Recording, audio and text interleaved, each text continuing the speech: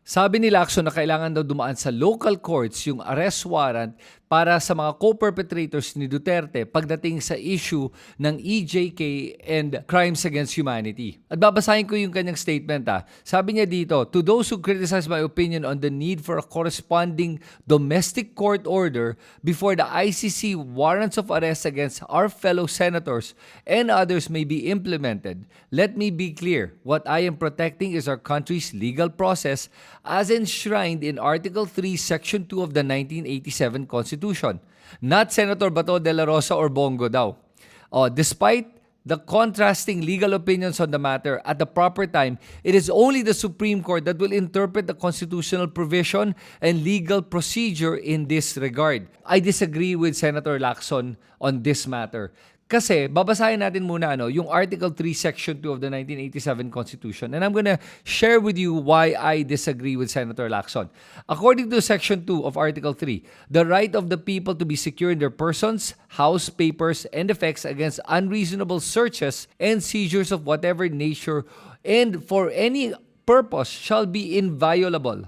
And no search warrant or warrant of arrest shall issue except upon probable cause to be determined personally by the judge after examination under oath or affirmation of the complainant and the witnesses he may produce, and particularly describing the place to be searched or the persons or things to be seized. Okay, so ang pinag-uusapan natin dito ngayon yung arrest warrant, and according to Section 2, sinasabi dito that only a judge can issue an arrest warrant. Number 1.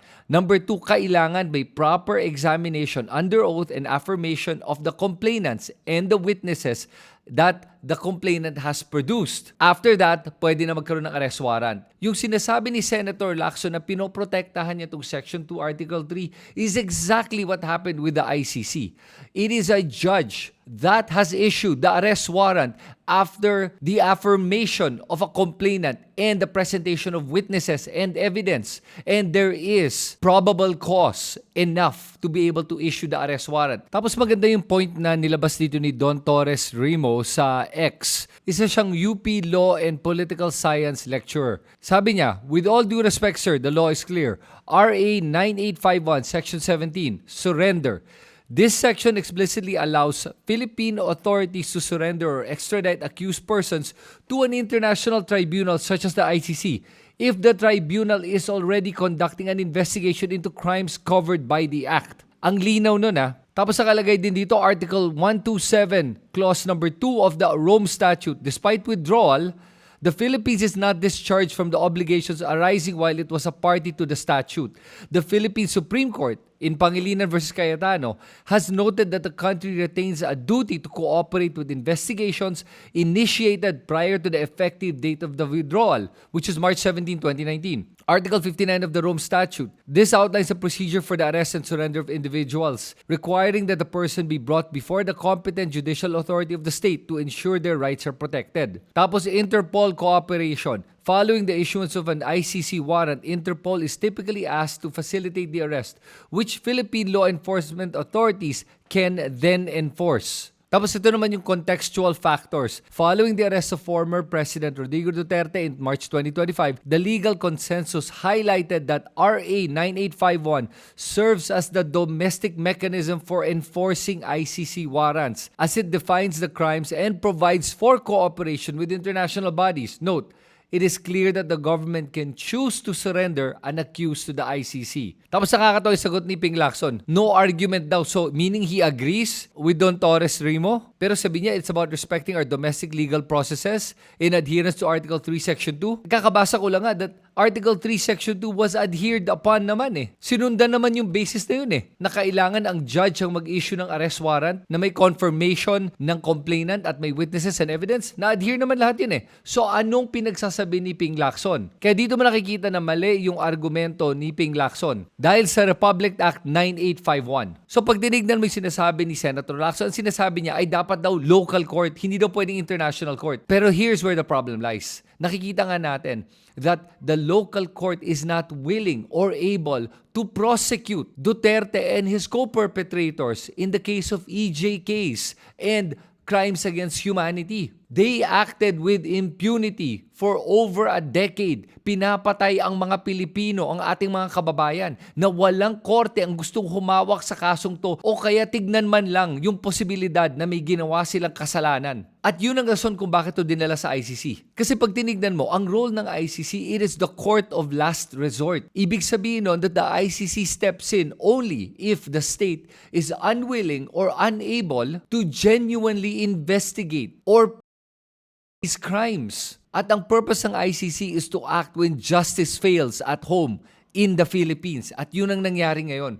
At kahit nga ngayon nakikita natin how the Supreme Court has failed the people. Pag makapangyarihan ka at pag pangalan mo ay Duterte, makakalusot ka sa kahit na anong gusto mo. Pero pag ordinaryong Pilipino ka lang, mayayari ka ng ating batas. Ngayon tignan nga natin kung ano ba ibig sabihin kung ang isang bansa tulad ng Pilipinas ay unwilling to investigate or prosecute a crime.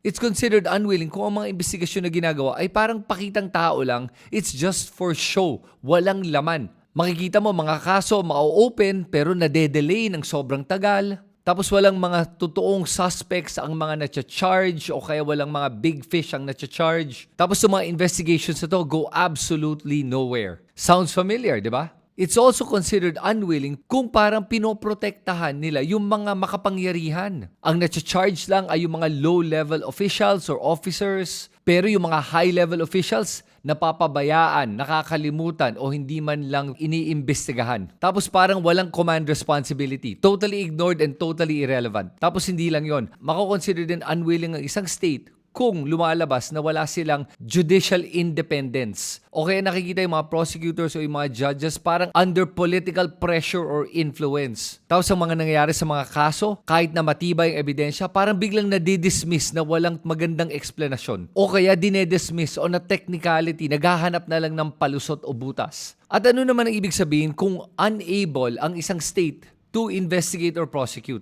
Ang ibig sabihin nun ay yung korte natin ay hindi na talaga gumagana. O kaya ang ating mga prosecutors walang access to any evidence whatsoever. Tapos sa mga witnesses, ini-intimidate, tinatakot, binabantaan o pinapatay. Tapos yung mga law enforcement, hindi nila ma-enforce ang batas at wala silang hinuhuling mga perpetrators. Kaya para sa akin, mali si Senator Lacson dito na sabihin niya na kailangan idadaan sa local courts.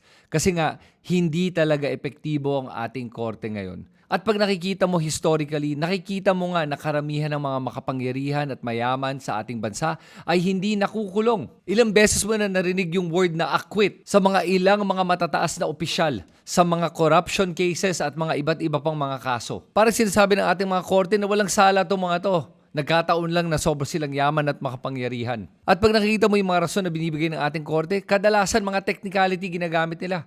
O kung hindi nila ma-defend yung kanilang desisyon, pahahabain na lang nila yung kaso na sobrang haba na walang makukuhang hustisya ang taong bayan. At yun ang nangyayari ngayon sa Pilipinas. Kahit nga mismo ang pag-i-impeach at pag-hold accountable ng isang opisyal sa ating gobyerno ay binablock ng ating Supreme Court sa kanilang mga ginagawang mga interpretations at pangingialam sa trabaho at proseso ng isang co-equal branch of government tulad ng Kongreso at tulad ng Senado. Tapos gusto ni Lacson na makialam ang ating Korte Suprema sa ICC arrest warrant when Section 3 in Article 2 specifically says na pwede magkaroon ng arrest warrant basta it's issued by a judge and it's issued with probable cause na affirmed by a complainant na may mga napresenta ng mga ebidensya at may mga witnesses. At in-issue to ng isang judge sa ICC kasi nga ang ating local courts are not willing or able to file cases laban sa mga makapangyarihan tulad ni Duterte at sa mga kanyang kasabwat. Kaya pag dinaan pa natin to sa ating local courts,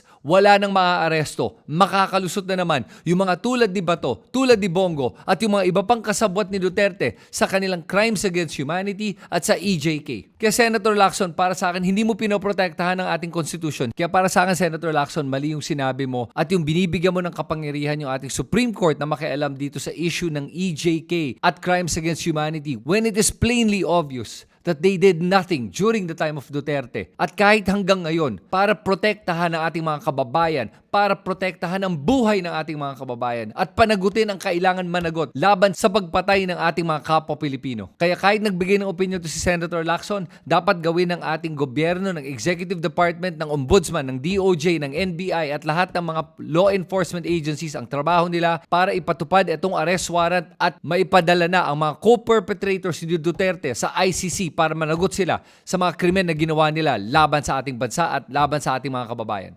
Kayo, ano tingin nyo? Agree ba kayo kay Lacson o disagree? Sulat nyo lahat yan sa comment section sa ibaba. At pakiusap ko lang sa inyo that give good points if you are going to disagree with what I said. I will value the good opinions at the good points made. Huwag lang tayo umabot sa mga insultuhan. Para sa ganun, mas maganda ang diskurso natin at matuto tayo sa isa't isa. Salamat sa inyo lahat. Ito si Kristan. Magkita tayo muli.